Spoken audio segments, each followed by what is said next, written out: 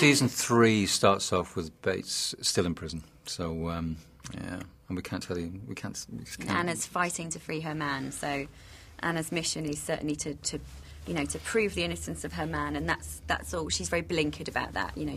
That's what she's focusing on.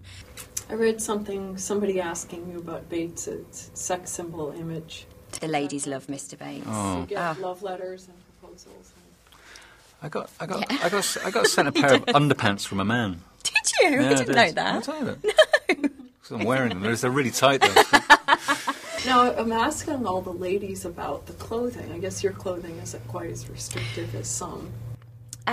Yes, my clothing is quite a simple wardrobe of a green maid's outfit. And You're a black dying for a maid's ball gown. outfit. I'm dying for a ball gown. I think you look fantastic in your costume. Yeah, I love my costumes. I mean, Your Anna costume. I love Anna, and it'd be ridiculous. She can't turn up in twin satin pearls because she's the maid, and that's what it is. But I love her. I wouldn't want to play any other role. But when you visit me in prison, your little hats, your new hats. Oh, I hate my hats, though. I love your hats. I hate my hats. They're really itchy. She looks great. And her itchy hats. They're great, those costumes, though, because they affect the way you move. I mean, you're more upright and those stiff collars, and you really straightens you up. Yeah. The boys are always moaning about their collars being stiff, and we're always going, well, you should try wearing a corset. What part of each of your characters, Anna and Bates, has inspired you or has rubbed off on you in any way?